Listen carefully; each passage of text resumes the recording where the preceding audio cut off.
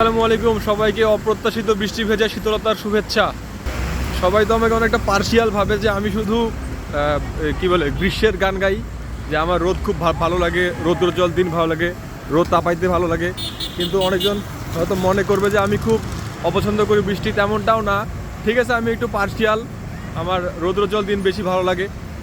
এই বৃষ্টি কেন ভালো লাগবে ভাই? এই যে একটা অসময়ে এখন ভিজতেছি, রাস্তায় ভিজতে ভিজতে আগাচ্ছি। এই বৃষ্টিটা যদি হয়তো সকালের দিকে, দুপুরের দিকে, তখন কত ভালো হইতো। রাতের বেলা হয়তো, অথবা সকালবেলা ঘুম থেকে ওঠার আগে কত ভালো হইতো। দুপুরবেলা যখন ফুটবল খেলি তখন হলে কত ভালো হইতো। কিন্তু আর কি, এই যে এখন হচ্ছে, ভিজতেছি, এটাও এনজয় করতেছি, ঠিক আছে।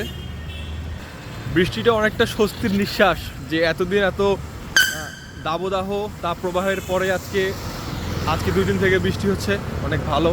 বাতাসে একটু সাবধান থাকেন যারা বাইরে আছেন, নতুন নতুন গাছপ্রেমীরা একটু সাবধান থাকিয়েন।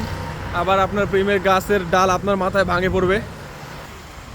তা বাদে আর কি, সবাইকে শুভেচ্ছা জানাই। এই যে আমাদের সলিমুল্লাহ হলের বিশালতা থেকে ফুলা রোডের সৌন্দর্য, এই আশেপাশে বুয়েট। গ্রীষ্ম পছন্দ করি কারণ এটা হলো আমাদের আপামার জনতার ঋতু, ঠিক আছে। এখানে কোনো অতিরিক্ত কাপড় লাগে না, আবার এরকম ভেজা লাগে না। শীতে অতিরিক্ত কাপড় লাগে, আর বৃষ্টিতে ছাতা লাগে, কত ঝামেলা লাগে, এই জন্য পছন্দ।